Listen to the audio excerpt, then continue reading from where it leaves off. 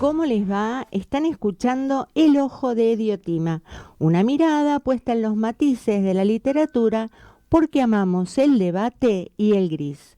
Hoy nos acompaña un invitado especialísimo, el escritor Enrique Vilamatas, Federico Vilar en la columna de libros, Hernán Gómez en la parte técnica, Ediciones Diotima y Federico Vilar en la producción y quien les habla, Graciela Escarlato, en la conducción general. Tenemos, Juana, a Enrique Vilamatas en línea. ¿Cómo le va, Enrique? ¿Cómo está? Qué placer. Hola, ¿qué tal? ¿Me veis bien? O digo, ¿me oyes? Sí, lo oímos perfectamente. No sé si es, Juan, Perfecto. está el video. Bueno, es un privilegio, Enrique, poder conversar con usted. Le contamos a nuestros oyentes, no es necesario presentarlo. Yo creo que es el mejor escritor de lengua española del momento, así que para nosotros es un enorme placer poder hablar con usted y mostrarle su último libro. Lo muestro a esta cámara que es Montevideo. Les digo que es un libro hermoso, yo les digo la verdad, lo tengo absolutamente todo subrayado, no tiene desperdicio, así que bueno, lo primero que me gustaría preguntarle es si usted quiere contarnos de qué se trata Montevideo.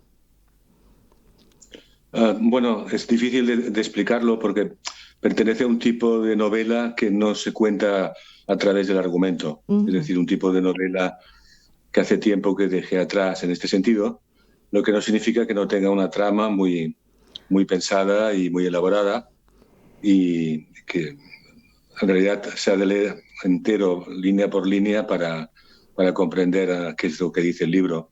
No se puede resumir, No o se si se puede resume, resumir, exactamente. Sí, se justamente. banaliza mucho y además se centra solo en un aspecto del libro y deja muchos aspectos del libro fuera. Y es por eso que siempre he tenido dificultades para resumirlo. Y em, así que tenemos que volver a empezar porque de alguna forma no he dicho nada al no decir cuál es la materia del libro, ¿no? Bueno, pero es que en realidad la pregunta que le voy a hacer ahora tiene un poco que ver con eso, porque yo leyendo Montevideo sentía por momentos que estaba ante la respiración de las meditaciones de Descartes, por ese tono meditabundo que en algunas partes tiene el libro, pero mientras en las meditaciones de Descartes priva la lógica, en Montevideo es como que primara el viaje intelectual del narrador, la deriva, ¿no? Un poco eso. ¿Quiere hablarnos un poco de esto? ¿Es así? Sí, claro que es así. Es el viaje mental, en definitiva, de una voz, que es la voz de un ensayista que deviene narrador a lo largo del libro. Pero inicialmente quien habla es un ensayista. Es un tipo de literatura que vengo haciendo desde hace tiempo, en realidad, que está unida por el que firma los libros, que es como un ensayista o un poeta, en el sentido de que lo que él explica hay que entender que es lo que él cuenta y firma, ¿no? Pero al mismo tiempo, uh, cada narrador o cada ensayista de cada libro adquiere unas diferencias con el anterior, de modo que son ensayistas distintos que normalmente cuentan historias, por otra parte. Ujú. Es un Además, equilibrio entre el ensayo y la ficción, o si se quiere, entre la ficción y el pensamiento. ujú. Hay momentos en que se divaga ensayísticamente, pero en otros pues se atiende a una narración, a una trama que encierra además a la mitad del libro una especie de vuelco inesperado por el cual se entra en una intriga, por otra parte. que es muy interesante. Usted cuando habla de estos temas ha hablado de novela abierta, ¿verdad? En Desde este luego, sentido de la después libertad.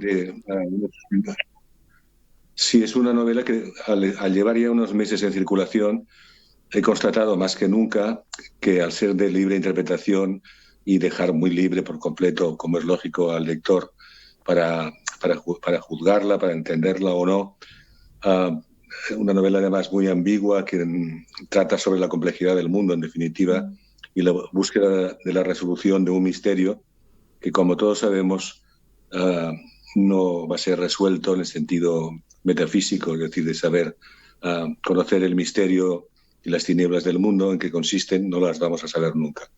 Y eso es de lo que es muy consciente el narrador de la novela, ¿no? Hay los científicos que, por otro lado, sí creen aportar luz al misterio, y la gracia de la literatura, a diferencia de la científica, sería que mantiene siempre la lucidez de saber que habrá más luz, digamos, científica siempre, pero será un anillo de luz que rodeará una vez más siempre el misterio y las tinieblas, que en definitiva son las que hacen interesante el mundo. Sin ese misterio también sería muy complicado divertirse. Sí, exactamente. Bueno, en muchas partes del libro estamos como el Clochard, sentaditos allí en París mirando el mundo, ¿no? Que es un poco la postura de todo escritor. No sé si usted está de acuerdo. Sí, bueno, cada escritor, evidentemente, con personalidad, tiene un mundo propio, que es el que refleja en sus libros, ¿no? El Clochard de París, pues existe, es una figura que yo he visto muchas veces, repetidas veces, que Antonio Tabucchi en cierta ocasión, en Navidad precisamente, y nevando en París, se sentó a su lado y el Clochard le fue mostrando cómo pasaba la humanidad por delante de ellos, la gente andando con prisas, y le mostró ese punto de vista desde el suelo de aquellos que pasaban por delante de ellos, y explicó un poco que pasaban y estaban tristes. En definitiva, vino a decir lo mismo que había explicado Tabucchi en su novela Dama de Portopim, cuando habla de lo que piensan las ballenas de los hombres. En el mismo narrador en Montevideo habla de la máquina soltera. Yo lo quisiera citar. Dice: es un dispositivo que produce lenguaje en una deslumbrante creación de interminable escritura expulsada, provista de un sinfín de ecos. Y yo, es una opinión personal, no sé si usted la comparte, encuentro aquí cierta cifra de su propia escritura, en el sentido de la libertad de esa escritura. ¿Sería así?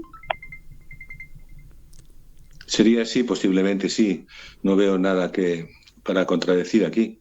Es una máquina soltera porque es alguien que discurre en torno a, que presenta el viaje mental durante meses del ensayista, narrador. En la mente, digamos, no hay géneros. Ujú. Estamos normalmente pensando siempre.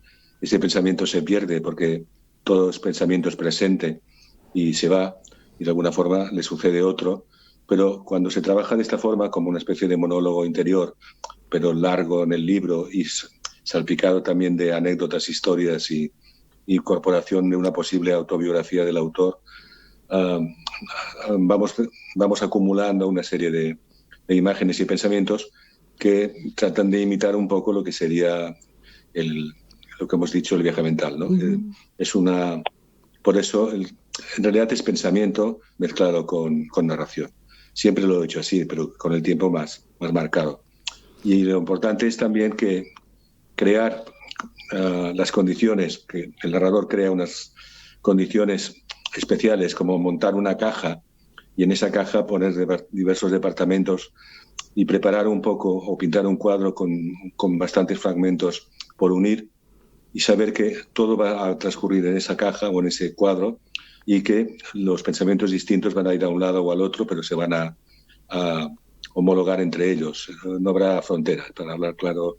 No se escribe como se piensa, como es dificilísimo atrapar el pensamiento porque es más rápido que la escritura. De alguna manera se agarran cosas importantes antes de soltarlas, y van formando un discurso en el que el mismo escritor, como podrá ver el lector, va saltando con facilidad de un lado para otro, sin que eso se note especialmente, pero tiene la libertad precisamente, como ocurre en el viaje mental, de ir mezclando géneros, pensamientos de todo tipo, recuerdos con invención o sin ella. Es decir, se trabaja con fluidez, diría yo que es la palabra. Ujú, ujú. Y al mismo tiempo esos fragmentos dialogan entre sí, ¿no? Se produce, como usted dice, una resonancia dentro de esa caja donde está todo conectado, y Montevideo y su misterio también está conectado con los pensamientos de París o con Bogotá. Es decir, todo resuena de un modo muy, yo tendría que decir equilibrado, pero es apasionante también, ¿no? Aquí por completo de acuerdo, no que sea apasionante, sino que todo concuerda. Es decir, hay una extraña coherencia dentro de la rareza, porque está muy trabajado el libro, de alguna Mm, forma nada aparece porque tiene que aparecer, sino que todo está conectado, pero sin que se note la conexión entre tantos fragmentos de lugares y momentos diferentes. Pero también para saltar, como en un viaje en el que vamos en este libro de París a París, pasando por Portugal, pasando por a la Suiza alemana, San Galen, pasando por Bogotá, pasando por Montevideo, que es el centro teórico geográfico del libro. mm, No el que ocupa todo el espacio, porque no es Montevideo exactamente, es el núcleo central de la historia, digamos, relacionado con el mundo de Julio Cortázar, pero no es el lugar exacto desde el que se escribe el libro. Yo lo he escrito este libro desde Barcelona, después y durante la pandemia, y, y, al mismo tiempo todo el libro me parece escrito en París, ujú. que significa que mentalmente estaba en París escribiéndolo y en Barcelona llevándolo a la práctica, para entendernos un poco la ambigüedad de los lugares donde uno está cuando se trata de pensar únicamente. Mm. Enrique Vilamatas, el narrador de su libro, comenta en un apartado que la literatura llegará a ser un fin en sí mismo, sin ideología y sin Dios. Yo le quiero preguntar si usted cree que es posible la autonomía de la literatura o que vida y literatura se confunden, realidad y ficción. Porque también en una entrevista usted dijo, hablando de la verdad, si es que la hubiera, ¿no? Si es que hay verdad. Bueno, porque claro, estoy muy acostumbrado, como todos, a que parezcan personas que creen en lo que dicen de alguna forma contundente, como si su verdad fuera la única, ¿no? Y Mm, eso sí que es incompatible con la complejidad extraordinaria del mundo, mm, donde en principio yo creo que cualquier verdad de cada uno, salvo que sea muy íntima y uh, se puede compaginar perfectamente con las verdades de los demás, sin creer que esa verdad, que sería mucha casualidad, fuera la de uno mismo, ¿no? Pienso que corresponde solo a miradas sobre el mundo y a que, naturalmente, aquellos que hablan con sentencias o creyendo que lo que dicen es lo cierto, pues me parecen en el fondo muy ridículos, ¿no? Porque uh, detrás de esa verdad siempre hay otra verdad. Incluso en los hechos que yo recuerdo con nitidez de mi juventud, infancia o madurez, por ejemplo, aquellos que daba más por sentado que habían sido de aquella forma, como nos pasa a todos, todos recordamos unas cosas. Cuando vuelvo sobre esos recuerdos en concreto, me doy cuenta de que podrían tener otra versión de los hechos, ¿no? Y que en realidad lo que di por bueno y que había ocurrido, podría ser que hubiera ocurrido por unas circunstancias que en aquel momento se me escapaban y que a veces uno encuentra y que descubren que había otra cosa detrás de aquello que creíamos que ocurría. Um, Me hace pensar es en como una sombra Nietzsche, que se ¿no? proyecta detrás de un retrato de alguien, por ejemplo, ¿no? Hace poco estaba contemplando un retrato de un conde pintado por un alemán que no conozco, de hace unos años, donde tras su figura se proyecta una sombra que es la de su amante, lo cual disgustó muchísimo a su mujer. Quiero decir que detrás de la apariencia hay siempre la sombra de otra persona, puede haber, vamos, Ujú, uh, puede haber la sombra ni siquiera conocida y un poco investigar sobre qué es lo que hay detrás de la oscuridad, porque hay quien se contenta con la oscuridad, pero detrás de la oscuridad siempre hay otra. Y ahí estaríamos con que se disimula la oscuridad de fondo con la oscuridad que conocemos. Por mm. lo tanto, ese es un terreno larguísimo de explorar. O Sí, sea que es es difícil como estar seguro siempre de algo. Al la, mismo tiempo la, lo necesitamos. la Lo necesitamos multiplicidad de para la mover por el realidad, mundo. ¿no? Sería lo difícil de Sí, pensar y de percibir, ¿no? A menos, sí. a no ser con el pensamiento, como ocurre acá en Montevideo, ¿no? Siempre. Y además, pues es interminable cuando se investiga o analiza una sola situación, como la de Montevideo, lo que hay en la habitación contigua, y a partir de ahí el libro cuenta historias de habitaciones contiguas en las que hay algo que uno no esperaba, nunca, siempre no se espera. es un viaje por habitaciones de lugares en las que la habitación contigua esconde algo importante. Mm. ¿Usted cuando va escribiendo, escribe sin un plan o sabe de antemano por dónde va a discurrir el viaje que va a hacer? ¿Hace un mapa de Sí, ese viaje o se lanza a viajar y después, porque ha dicho en una entrevista también que escribir lleva tiempo, ¿no? Que no es algo que lleva sus buenos 2 años o más. Entonces, calculo que después revisita ese viaje, vuelve a reescribir, en fin, es un trabajo sí. planeado o no. Ah, las dos cosas, pero más Ajá, bien no planeado. ajá. Planeado en el sentido de que me propongo investigar algo. En el caso de Montevideo, oigo hablar de una habitación en la que Julio Cortázar vivió una noche, pasó una noche, del Hotel Cervantes de Montevideo, donde a él le ocurrieron unas cosas que reflejó en un cuento, ah, algo que había detrás de la puerta que se escondía detrás de un armario, o sea, la puerta del cuarto contiguo. Comprobé que Cortázar en el 54 había pasado una noche en ese hotel, porque lo declaró en entrevistas. Y al mismo tiempo me propuse, a través de algo que leí de la gran crítica argentina Beatriz Sarlo, que ella decía que en esa puerta contigua, detrás del armario, confluían ficción y realidad, y era el punto en el que entraba la fantasía en el mundo del cuento de Cortázar. Entonces, con esta, si se quiere, investigación sobre algo muy banal quizá, pero que sirve como pretexto, ir a ver el lugar exacto donde podrían moverse en conjunto ficción y realidad, con el pretexto de hacer un viaje para colocarme ante ese lugar real, que al mismo tiempo es ficción en el cuento de Cortázar, pero es real porque él estuvo allí, situarse ahí para ver qué se puede ver ahí en ese momento. Ese es un pretexto, por lo tanto el libro parte de una investigación sobre dónde acaba la ficción o dónde acaba la realidad, o si son conjuntamente una misma cosa. Con ese pretexto hago la investigación. Siempre parto pues de algo, me dirijo hacia algo que quiero descubrir. Otra cosa es que en el camino evidentemente van surgiendo muchísimas historias, personajes, movimientos mentales, dudas, en fin, y en ese caso no soy como de la... Este tipo de narradores solo puede ser de dos formas, los narradores. Entran en un bosque sabiendo cómo se sale del bosque Mm. o entran en un bosque no sabiendo cómo se sale. Pertenezco Ujú. a la segunda Creo que opción. Cortázar también decía que él pertenecía a esa... Me encuentro con la dificultad de salir del bosque. Es decir, siempre acaban de preguntarme a las personas que leen primero el libro cómo lo haré para continuar escribiendo, porque he quedado atrapado en un lugar. Y yo siempre encuentro la salida encontrando un lugar muy pequeño, muy breve, muy mínimo, que me permite escapar y iniciar un nuevo libro, que es la forma única de escapar de esa trampa.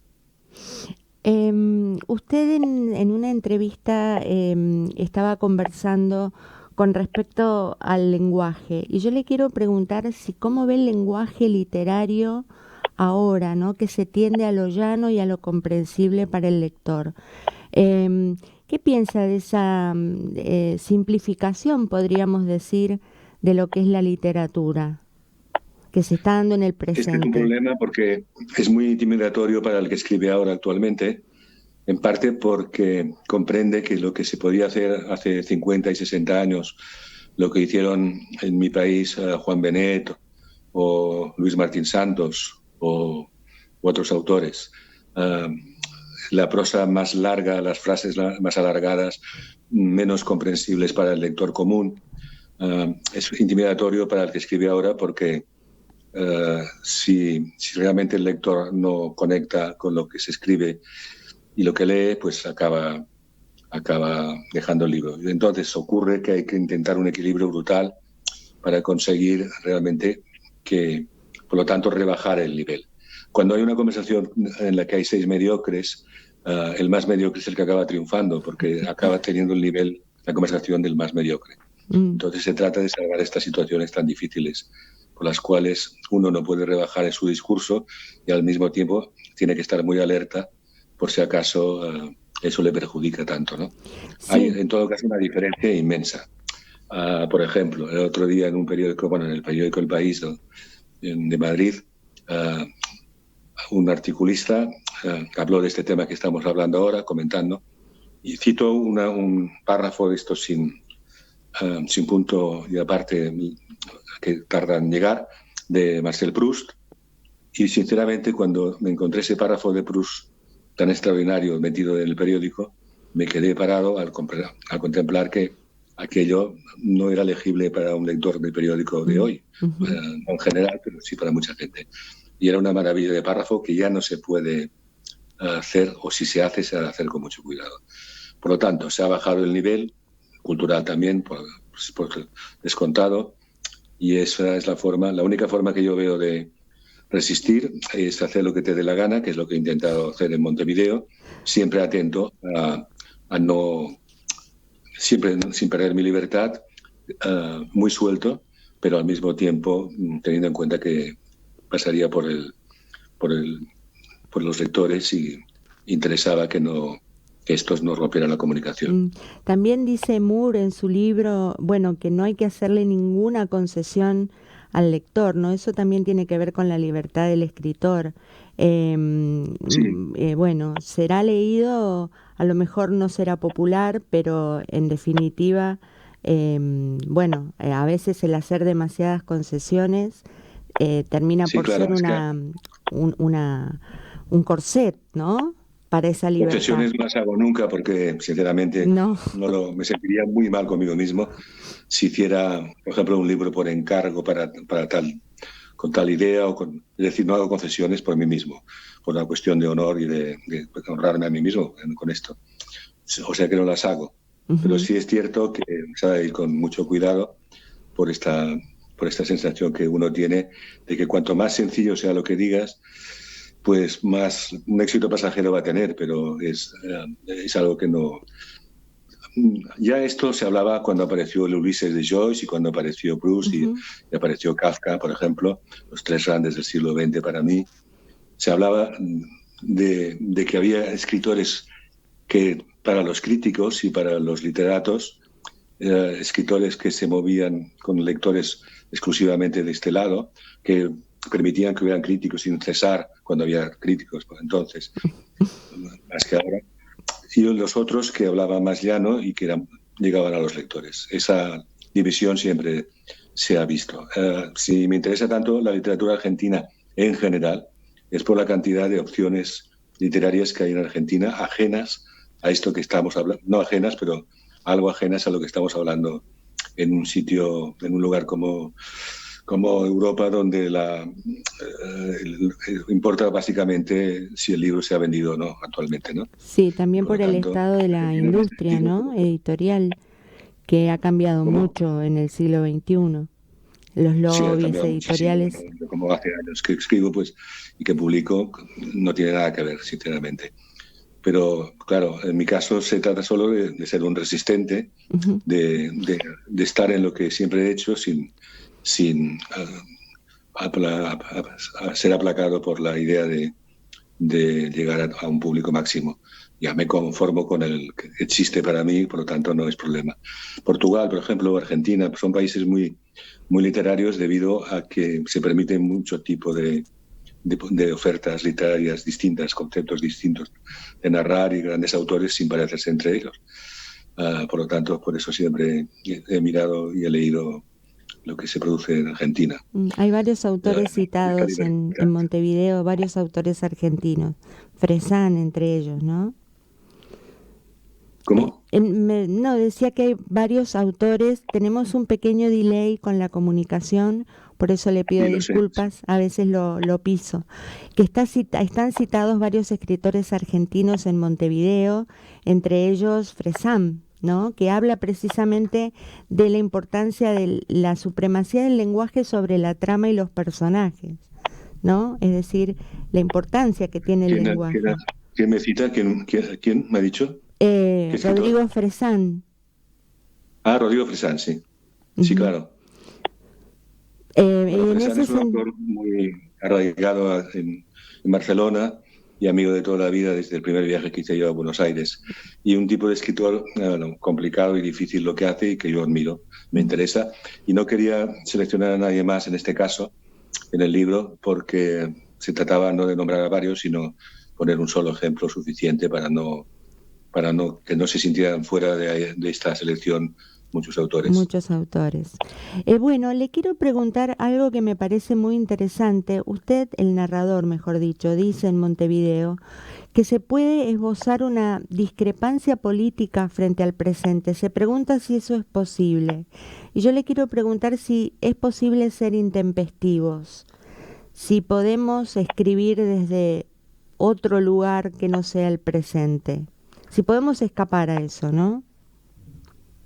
Sí, es que el presente siempre no existe en el fondo porque desaparece antes de aparecer prácticamente. Nabokov decía que el futuro era una figura retórica y que el pasado no existe, con lo cual lo tenemos un poco complicado. Pero la pregunta, ¿cuál era? Que me perdone. La pregunta es si se puede ser intempestivo hoy escribiendo.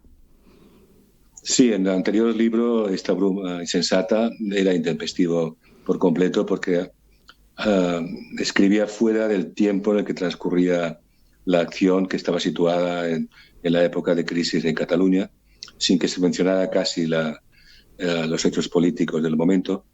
Y con el tiempo, además, ha sido asombroso porque ahora se parece más a lo que está pasando ahora mi libro que a lo que pasaba en aquel momento. Y es que había tomado una distancia sobre aquellos hechos. De hecho, el narrador podía ser ya que estuviera muerto o en un limbo fuera de la tierra, y por lo tanto ahora encaja muy bien, porque como todo lo que cuentan las novelas pasa con el tiempo, pasa de actualidad, pues es una forma intempestiva, utilizando el adjetivo de Nietzsche, de distanciarse de tu propio tiempo para estar precisamente en el tuyo, ya que ese tiempo no existe en realidad. Y todo aquello que se asocia un poco a la actualidad es lo que pierde muchísimo, choca uno al leerlo cuando se lo encuentra en las grandes obras, porque solamente es actualidad periodística, pero no es la...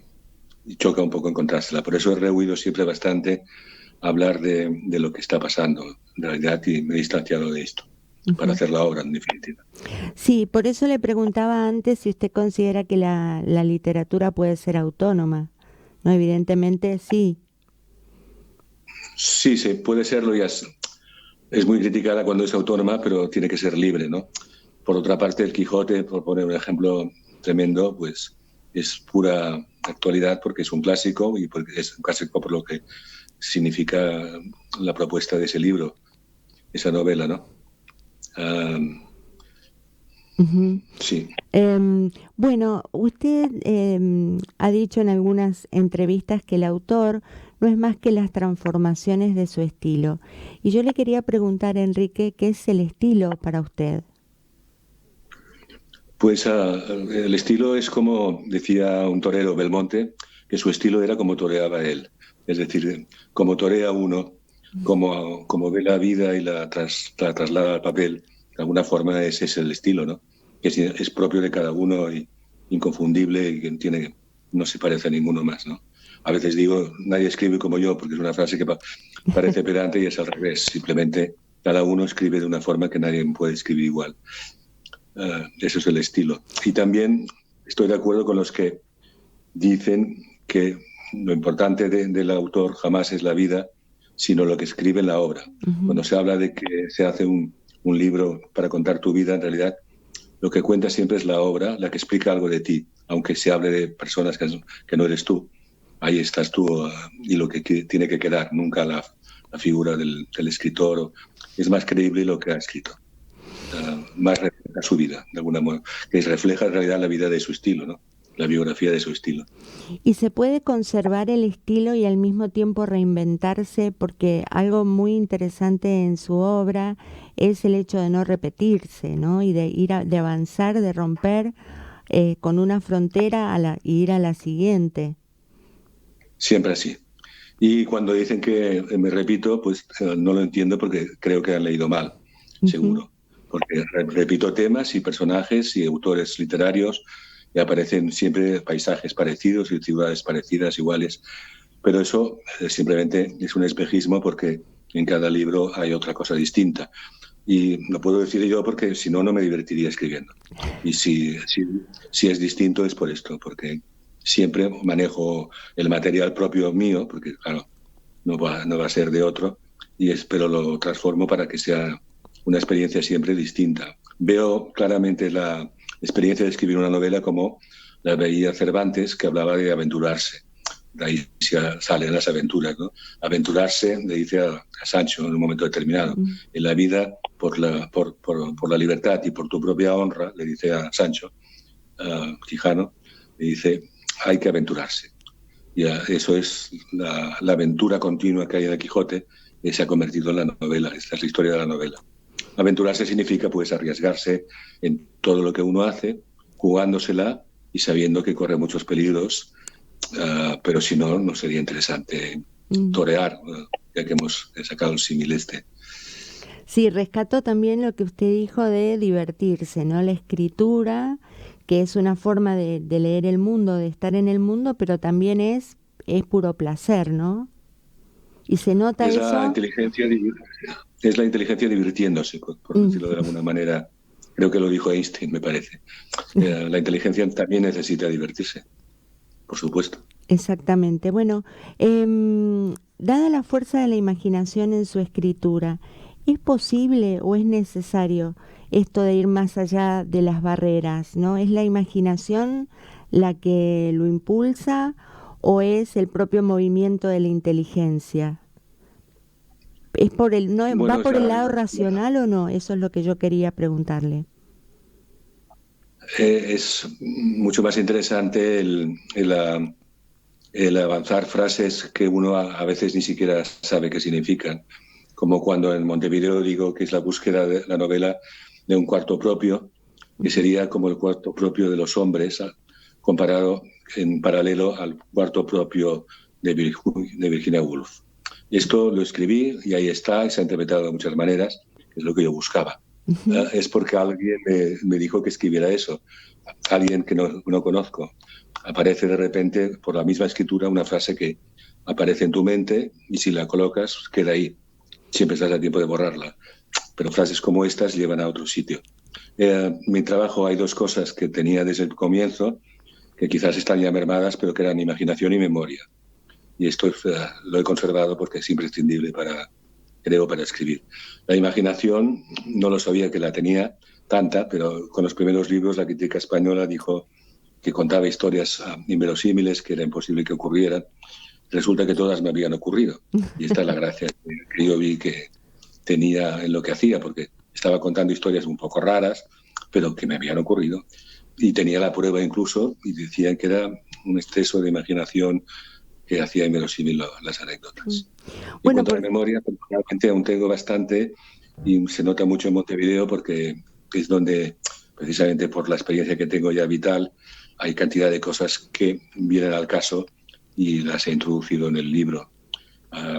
De hecho, cuando terminé el libro no estaba terminado en el sentido de que algunas cosas que yo leía en los días siguientes a la entrega del libro, cuando se publicó, las iba anotando en un blog porque tenía mucho que ver con Montevideo. Al final, casi todo tenía que ver con Montevideo, con la novela terminada. Y eso también es una buena señal para mí, porque significa que la novela va a seguir un curso propio suyo. Los libros tienen todos su propia suerte, pero que está ahí y que continuamente encuentro historias que están relacionadas con la ya contada. Quizás porque sí.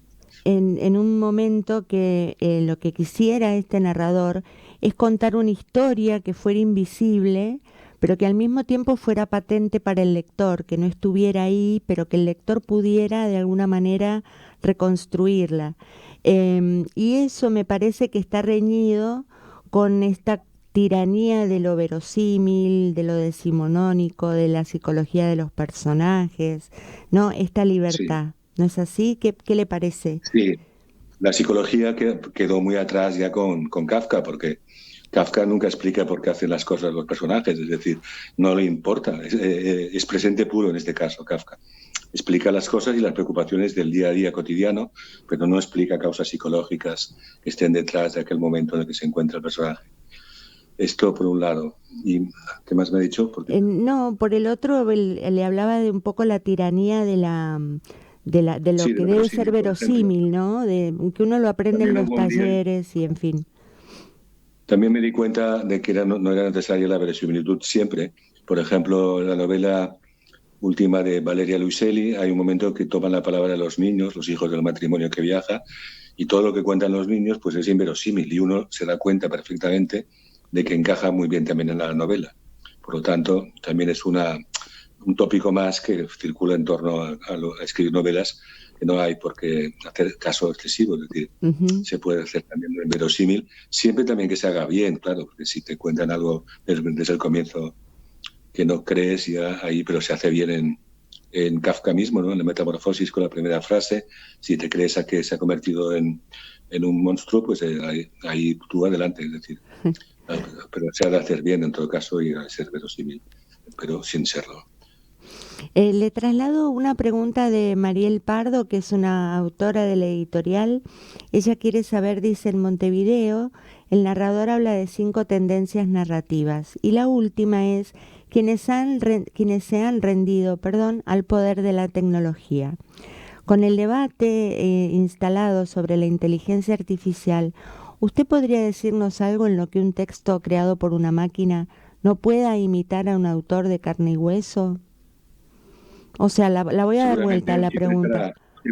siempre estará por debajo, pero se veía venir este quinto apartado, el momento en que el escritor no será necesario, posiblemente porque todos serán textos copiados de otros, que es ya Internet mismo, y desaparecerá un poco la figura esa que lleva a la emoción leyendo a una persona que está contando algo humano, ¿no?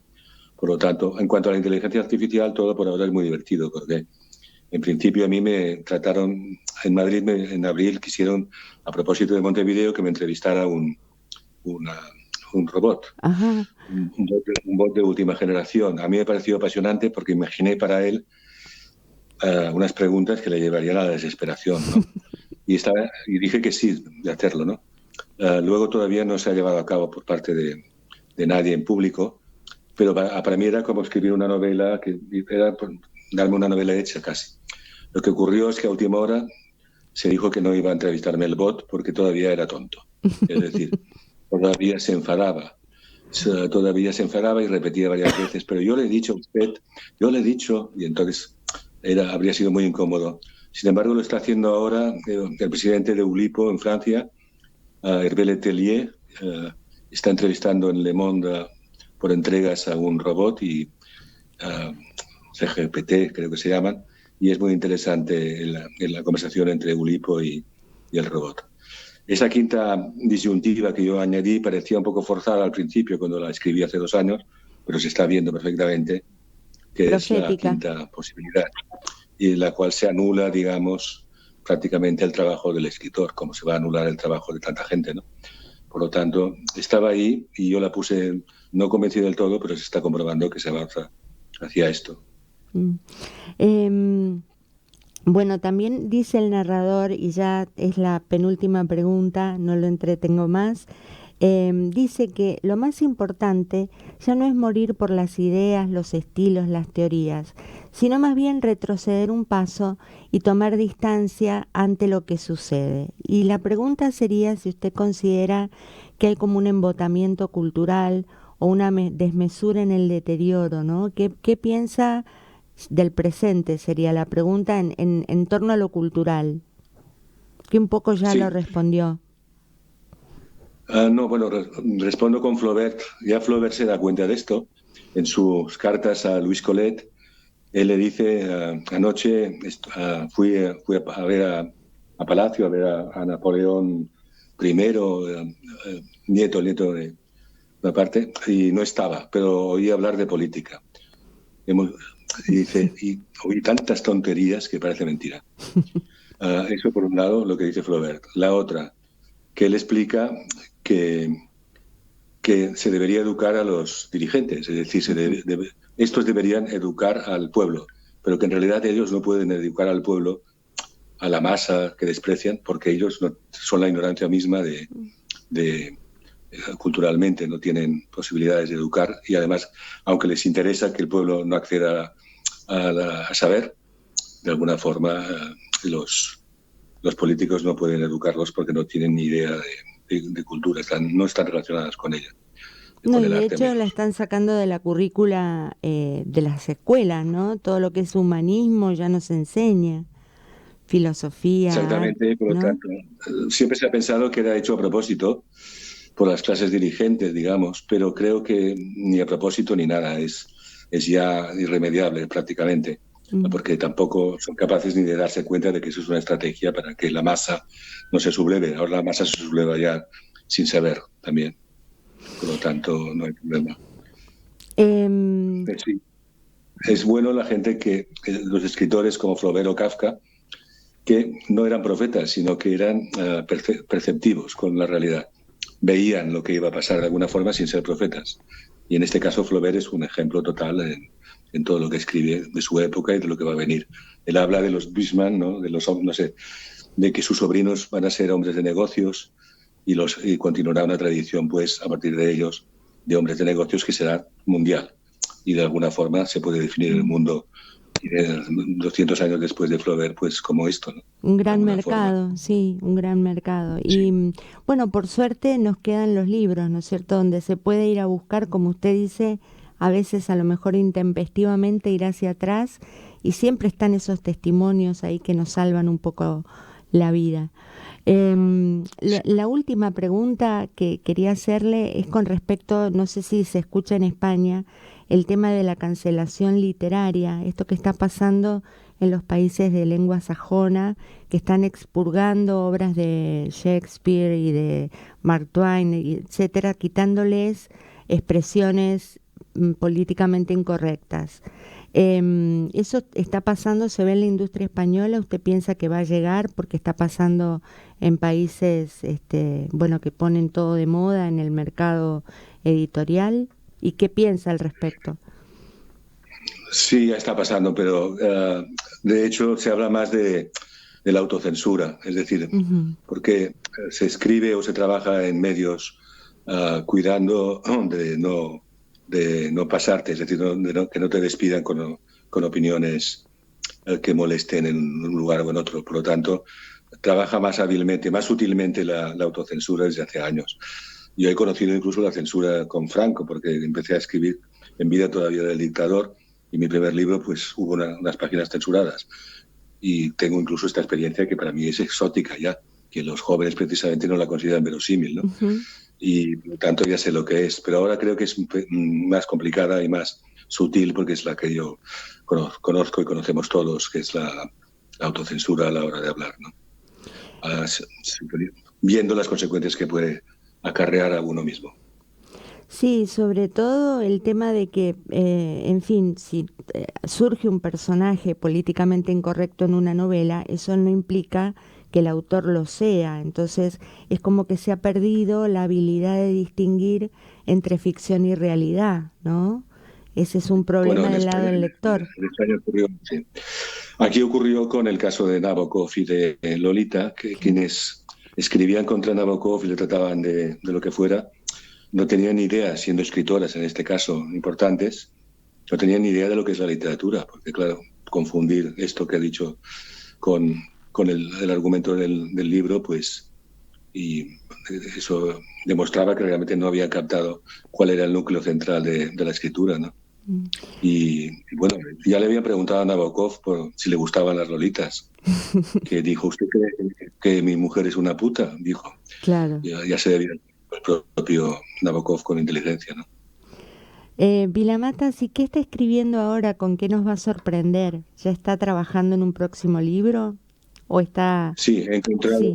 he encontrado una investigación nueva que he dejado caer a lo largo de la entrevista, que es la búsqueda, es un concepto, claro, de lo que disimula la oscuridad. Por lo tanto, a partir de ahí voy entrando en el tema y voy contando historias hasta que me sitúo en el centro de la investigación. ¿Y cuándo lo Naturalmente, podremos leer? pues calculo que en un año, porque en principio estoy en los comienzos todavía y divirtiéndome mucho. Ya la caja famosa que le he contado antes, Mm. de la que le he hablado ya está confeccionada y por lo tanto ya tengo la libertad de moverme de un sitio para otro con lo que voy contando.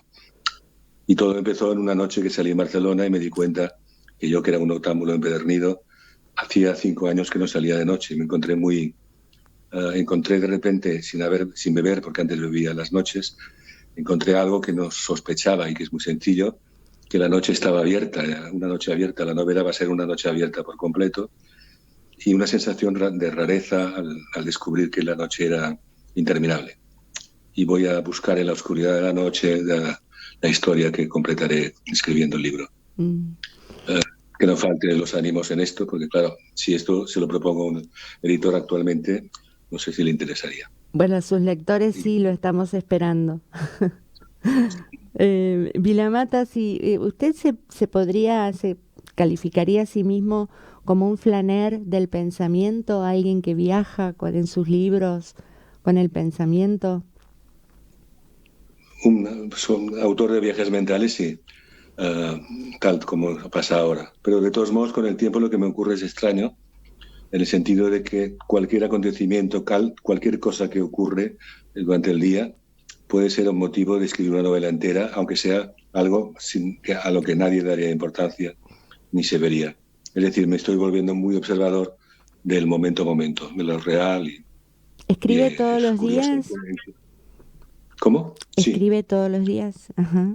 Salvo cuando viajo, cuando salgo de viajes, no llevo el ordenador y así descanso un poco del trabajo. Pero tomo notas y vivo situaciones que a veces incluso me es imposible aburrirme en un tren yendo solo, por ejemplo, porque veo algo que ocurre en el tren, como me pasó recientemente, una cosa que nadie daría importancia, que un pasajero entró y se sentó en otro asiento distinto al que le correspondía y lo dijo a quien le tocaba. Y a partir de ahí vi que ese desorden tan mínimo en el pasajero, de sentarse en un lugar que no le correspondía, fue con el trayecto complicándose mucho, porque movió a varios pasajeros distintos hasta que uno perdió su móvil, su teléfono celular, ¿no? Uh-huh. Y es decir, me descubrí que era partidario de repente del orden en los trenes, por ejemplo. Y eso fue para no aburrirme durante el viaje, nada más. Porque no tenía que conversar y tampoco quería tomar notas. Bueno, Enrique, la verdad que ha sido un placer, un honor para nosotros que somos un programa joven, que nos haya conseguido esta entrevista. Así que muchísimas gracias por su generosidad y lo vamos a despedir con un tema musical que sabemos que a usted le gusta porque es de Van Morrison. Y el tema es Where Have All the Rebels Gone? Fantástico. Muchísimas gracias. Muchísimas gracias por haberme dado esta oportunidad de decir lo que he dicho. Algunas cosas bien y otras no tanto. Gracias. Maravilloso, muchas gracias.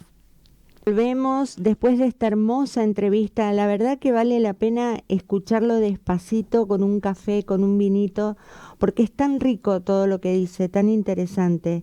Federico, ¿estás ahí? Hola, Graciela. Hola, Federico, ¿cómo estás? Bueno, estaba comentando un poco cómo fue la entrevista con el señor Enrique Vilamata, gran escritor. Una delicia, la verdad, uno escucha su cabeza pensando, ¿no? Mientras lo entrevista, es realmente un genio. Así que bueno, no dejen de leer Montevideo, hay que comprarlo. Bueno, qué sorpresa, Federico, nos trae hoy. ¿Qué libros vamos a leer a través de tus ojos? Sí, traje algo para recomendar. No sé de cuánto tiempo disponemos, porque sería bueno saberlo. Más o menos 7 minutos. 7 minutos más o menos. Más o menos, y el tema. Siempre ando con algunos pendientes. Tenemos Mariana Enríquez, que lo habíamos dejado para charlar más adelante, Bajar es lo peor. Uh-huh. Pero de la charla con el maestro Villoro también nos quedó pendiente un clásico, porque siempre traemos algo novedoso, pero también traemos un clásico. Así que ando con Cambio de piel. Ajá. Me gustaría arrancar por Carlos Fuentes, porque primero por lo clásico, ¿no? Pero porque también me quedaron rondando algunas palabras de Villoro, de aquellos tiempos donde escribir una novela era un desafío técnico. Se apelaba muchísimo a la técnica de la escritura, estamos hablando de una novela súper compleja, no solo por el vocabulario que utiliza, por la forma en que está armada la mismísima novela, también en los personajes se nota mucho. Hay un trasfondo, básicamente son 4 personajes que emprenden un camino, un viaje a través de la Ciudad de México, más precisamente en Cholula, que es un lugar muy relacionado con las antiguas tribus que habitaban el lugar. Hay pirámides y demás. Es una zona que antiguamente ocupaban los toltecas, los aztecas y algunas tribus parecidas. Y empieza a jugar con este relativismo entre la cultura precolombina, preincaica es otra cosa, con la cultura precolombina, en contraposición a la cultura de Occidente, que es totalmente distinta. Y él lo traspola hacia estos 4 personajes, que son Javier y Franz, los 2 hombres, con sus respectivas parejas, que muy curiosamente una se llama Elizabeth y la otra se llama Isabel, que es casi como decir Elizabeth traducido al castellano. Y ocurre algo muy gracioso. Él arranca la novela hablando de ellos en su auto, viajando a través del desierto mexicano, llegando a la ciudad de Cholula, reflejando la parte más cruel de aquella época del México de los 60. Pensemos que esta novela es del año 65, que él se la dedicó a nuestro queridísimo Julio Cortázar. Un México muy pobre, hay que verlo así, todavía muy arraigado en todo lo que eran los mitos precolombinos y demás. Y ellos se van a ir sumergiendo de a poco en esa idea de entrar en los submundos de los mitos y también de las ceremonias que se llevaban a cabo en las pirámides. No quiero spoilear mucho porque a veces me da por spoilear y no es la idea. Pero lo que podría decir es que a partir de que se adentren en esta serie de ritos y demás que se van a llevar a cabo, estamos hablando del fin de semana de Pascuas del año 1965, ellos van a ir de a poquito girando sobre sí mismos, reinvirtiéndose. Cambiar la piel sería la forma más obvia de decirlo, pero creo que la idea más tiene que ver con jugar con lo concéntrico, con una idea circular que tenían los aztecas del mundo. Y la idea del tiempo circular no es novedoso para nosotros, tampoco en la cultura occidental. Lo trató Roland Barthes, lo trató Nietzsche, Borges hizo unos juegos hermosísimos con el círculo, y a medida que lleguen con este círculo que se vaya dando de a poquito, vamos a ir notando el cambio de los personajes. Y él lo va intercalando capítulo por capítulo con cosas que tal vez pasaron antes. Puede pasar del futuro hacia el pasado, trabajar con el presente. En un momento, por ejemplo, está Cortés tratando de salir de la Ciudad de México, huyendo en la noche triste, cuando los aztecas lo atacan y tiene que salir de la Ciudad de México para salvar su vida. Entonces está viendo la Ciudad de México en llamas, porque están en el medio de una guerra, y ellos están metidos ahí como en el medio de todo. Y lo ves a través de los ojos de los personajes, que muchas veces hablan desde un yo, pero a veces hablan desde un él. O sea que él puede jugar con la primera persona o con la tercera, y en algún punto también empieza a hablar con la segunda persona. Y habla de su pareja como diciéndole de tú. Claro, una Tú técnica bajaste del increíble, auto, ¿no? tú cruzaste la Alameda, tú subiste la pirámide, te vi, no sé, te vi caminar los escalones en procesión, llevando... se entiende, ¿no? Que la gran complejidad de la novela no tiene que ver solamente con la complejidad de los personajes. Federico, y de la trama. perdón, pero me dicen que nos sacan del aire. No podemos No. terminar ni poner el tema de musical. Pero está súper interesante esto que estás diciendo. Bueno, lo traemos para el programa del día 15 y lo hablamos en extenso. Vamos a tener media hora con Federico para que cuente todo lo que tiene que contar, ¿eh? Nos despedimos, Federico, sin música. Te mando un fuerte abrazo. Bueno, Muchas gracias. Chau, chau. dale. Chau a la audiencia, perdón, hasta luego. Chau, chau.